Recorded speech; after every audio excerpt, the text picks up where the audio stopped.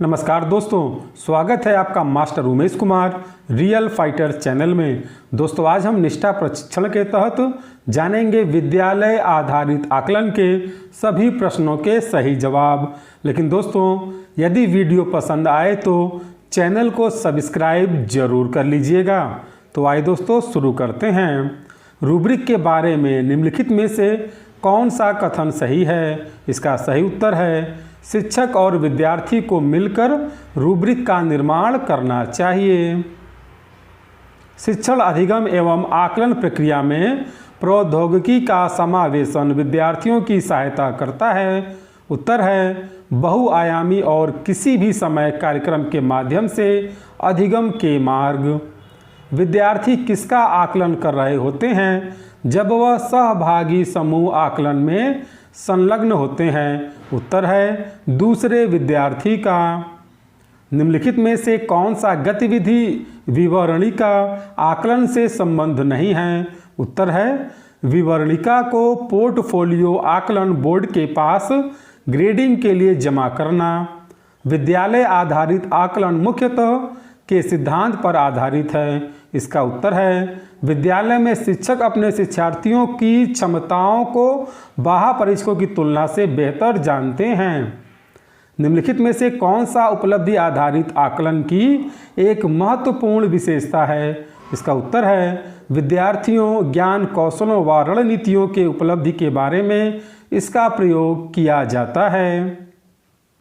विद्यार्थियों के लिए प्रयोगशाला अधिगम का मुख्य उद्देश्य विकसित करना है। उत्तर है प्रायोगिक दक्षता। एक प्रकार का आकलन कार्य क्या है जिसमें विद्यार्थी अपने स्वयं के उपलब्धि पर चिंतन करते हैं? उत्तर है स्व आकलन। निम्नलिखित रूब्रिक में से कौन सा उपयोग किया जाएगा जिससे हम निपुणता पर प्रतिपुष्टि प्रदान करने के बजाय विविध मापदंडों के लिए ग्रेड प्रदान करें? उत्तर है केवल एक ढांचा फ्रेम। कथन 1 प्रेषण एक महत्वपूर्ण तकनीक है और प्रेषण कार्यक्रम विद्यार्थियों आकलन के लिए एक महत्वपूर्ण उपकरण है। कथन 2 है प्रेषण हमारी सहायता करता है नियामक विकासात्मक अपेक्षाओं और प्रतिफलों के विचार से परे में मदद करता है तथा हमें इस योग्य बनाता है कि वास्तव में हम विद्यार्थियों को व्यक्ति के रूप में देखें और समझें। इसका उत्तर है कथन 1 और 2 दोनों सही है और कथन 2 कथन 1 की सही व्याख्या है। अनुप्रस्थ दक्षताओं के संदर्भ में कौन सा कथन सही है? माध्यमिक स्तर पर अनुप्रस्थ दक्षताओं का शिक्षण अधिगम अत्यधिक परिणाम देता है। निम्नलिखित में से कौन सी एक स्व आकलन की महत्वपूर्ण विशेषता है? उत्तर है यह शिक्षकों की भूमिका को निकाल या हटाने के बारे में है। निबंधात्मक प्रकार के प्रश्नों का मुख्य लाभ क्या है? मिश्रित अधिगम प्रतिफलों का मापन कर सकते हैं जिन्हें अन्य प्रकार के प्रश्नों से मापा नहीं जा सकता है। निम्नलिखित में से कौन सा कथन उपलब्धि आधारित आकलन के बारे में सही नहीं है कि यह विद्यार्थियों के उच्च कोटि के चिंतन कौशलों में लगता है? उत्तर है ज्ञान आधारित सूचना का पुनरुत्थान। निम्नलिखित में से कौन सा विद्यालय आधारित आकलन का गलत विवरण है? उत्तर है यह केवल सह शैक्षिक पहलुओं को शामिल करता है। शिक्षक नीति आकलन से विद्यार्थी नीति आकलन की निरंतरता केंद्र बदलते समय आवश्यकता है। उत्तर है बृहद स्तरीय मानकीकृत परीक्षण से विद्यालय आधारित आकलन की ओर परिवर्तन। अनुप्रस्थ दक्षताएं एक निश्चित वर्ग से संबंध रखती हैं। उत्तर है ज्ञान कौशल एवं अभिवृत्तियों। माध्यमिक स्तर पर आप आकलन रणनीति के रूप में केस अध्ययन को लेना पसंद कर सकते हैं क्योंकि इसका उत्तर होगा यह विद्यार्थियों को अनुसंधान एवं चिंतनशील परिचर्चा में संलग्न या शामिल करता है। निम्नलिखित में से कौन सा रूब्रिक का मानदंड पेस मीटर नहीं है। बहुविकल्पीय प्रश्न, निम्नलिखित में से कौन सा कथन आकलन की प्रक्रिया को सर्वोत्तम परिभाषित करता है? उत्तर है विद्यार्थियों में शैक्षिक परिवर्तनों के बारे में व्यवस्थित रूप से सूचना एकत्र करना। माध्यमिक स्तर पर विकास के लिए मूल अनुप्रस्थ रचनाओं को विकसित करने की आवश्यकता है। किन क्षेत्रों में? सभी पाठ्येतर क्षेत्र। निम्नलिखित में से किसके बजाय योग्यताएं मिश्रित श्रेणी के अंतर्गत रखी गई हैं? उत्तर है प्रत्यय स्मरण एवं समझना। अधिगम प्रतिफल निर्धारित करता है।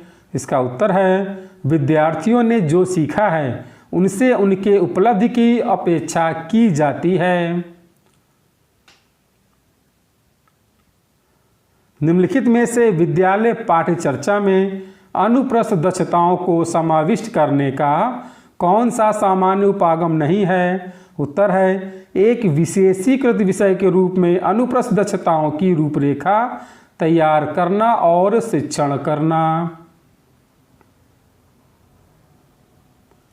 परिभाषित आयाम क्षेत्र के लिए उपलब्धि के लिए मानक को क्या कहा जाता है?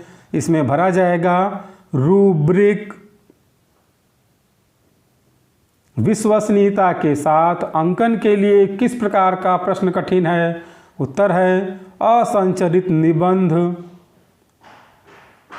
आकलन की निरंतरता, निम्नलिखित में से कौन सा विद्यार्थी आकलन की ओर अग्रसर होने में अधिक प्रवृत्त है? उत्तर है स्व आकलन। निम्नलिखित में से विचारात्मक अवधारणा निर्माण, संगठन, समकालीन संबंध और मूल्यांकन की क्षमता को किसका उपयोग करके मापा जा सकता है? उत्तर है रूब्रिक। निम्नलिखित में से कौन सा विद्यार्थी का स्व आकलन का रूप है? उत्तर है विद्यार्थी प्रगति के बारे में प्रश्नों का एक समूह है जिसका भी उत्तर देते हैं। शिक्षा में आकलन शामिल नहीं है। अधिगम प्रतिफलों का विकास करना, यह उत्तर होगा। उपलब्धि आधारित आकलन सर्वोत्तम रूप से प्राप्त किया जा सकता है। इसका उत्तर है रूब्रिक द्वारा। राष्ट्रीय शिक्षा नीति 2020 की संस्तुति के अनुसार बोर्ड की परीक्षा में क्या बदलाव होगा? इसका उत्तर है दक्षता आधारित प्रश्न। माध्यमिक स्तर पर ऑनलाइन आकलन की कौन सी सर्वाधिक सुविधाजनक विधि है? उत्तर है MCQ।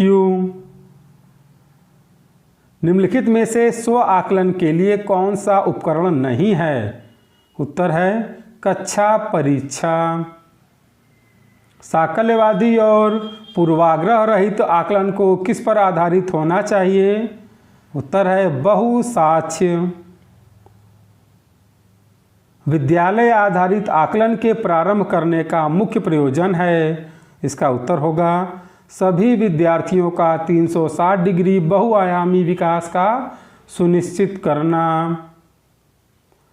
नीचे विद्यालय आधारित आकलन SBA की महत्वपूर्ण विशेषताओं के बारे में 4 कथन दिए गए हैं। पहला है शिक्षण अधिगम और आकलन को समाकलित करना। दूसरा है शिक्षकों पर प्रलेखन रिकॉर्डिंग रिपोर्टिंग का बोझ। तीसरा है दक्षता विकास की बजाय विषय वस्तु स्मरण करने पर ध्यान। चौथा है भय एवं तनाव रहित और संबंधित सहभागिता अंतःक्रिया। इसमें सही उत्तर है पहला और चौथा। तो दोस्तों वीडियो पसंद आया हो, आपके काम का हो तो लाइक शेयर कमेंट और अपना सपोर्ट जरूर कीजिएगा। धन्यवाद।